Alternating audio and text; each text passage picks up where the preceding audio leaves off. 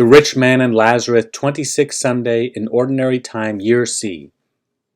Through today's parable of the rich man and Lazarus, Jesus teaches us the importance of responding to the needs of our neighbor. The parable contains several details that indicate the rich man is very wealthy. These include wearing purple and fine linen, cloth that only the wealthy could afford, eating banquets every day, and living behind a protective gate. While the rich man is enjoying his powerful position within a gated community, while the rich man is enjoying his wealth and pleasurable meals, a poor, hungry man identified as Lazarus is right outside of the rich man's gates. The poor man is not only hungry, but also suffers from sores on his body. The poor man's sores attract dogs who lick his sores. This action of the dogs could be interpreted as the dogs being compassionate, but there is another possible motivation. As explained by Petrie, during the time of Christ, dogs were ordinarily not considered man's best friends. Instead, dogs without homes roamed around the streets looking for food. The food they often ate were dead bodies, including human corpses. An example in the Bible is Queen Jezebel, who after being thrown out of her window was trampled by horses and then eaten by dogs. Another important detail that Petrie focuses on is that the rich man knew Lazarus by name, since while in Hades, the rich man asks Abraham to send Lazarus to help him. This means that the rich man knew of Lazarus's poor condition because he knew him by name.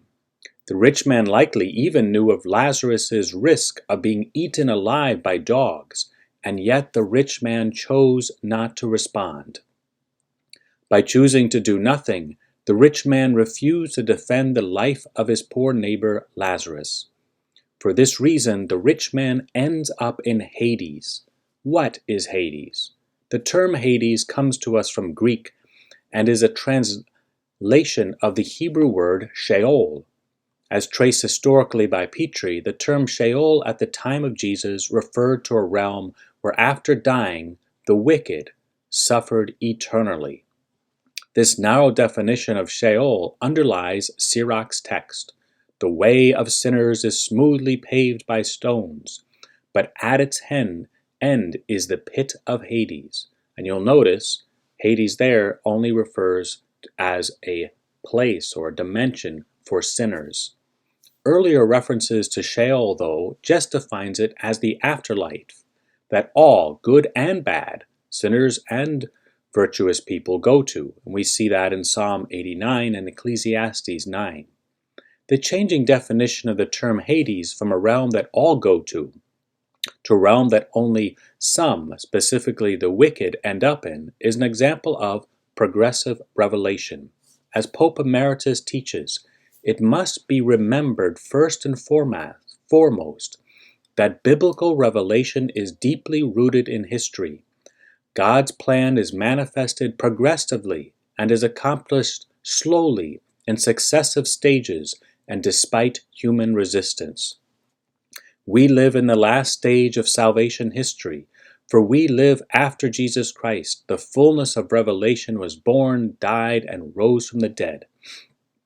May we allow the life of Jesus Christ to inform our desires, thoughts, and actions. The life of Jesus is not simply a past event, but is a life that we are called to participate in, share in, as Jesus' presence extended through his time as his mystical body, his church. Today, Jesus is reminding us of the gravity, of the seriousness of sinning by not acting, of sinning by ignoring a brother or sister whom we may even know by name, and yet do not help when they are in need. Lord Jesus Christ, Son of the living God, have mercy on us. Have mercy on many of our repeated failures to respond to the poor in our midst, to the poor among us. God bless.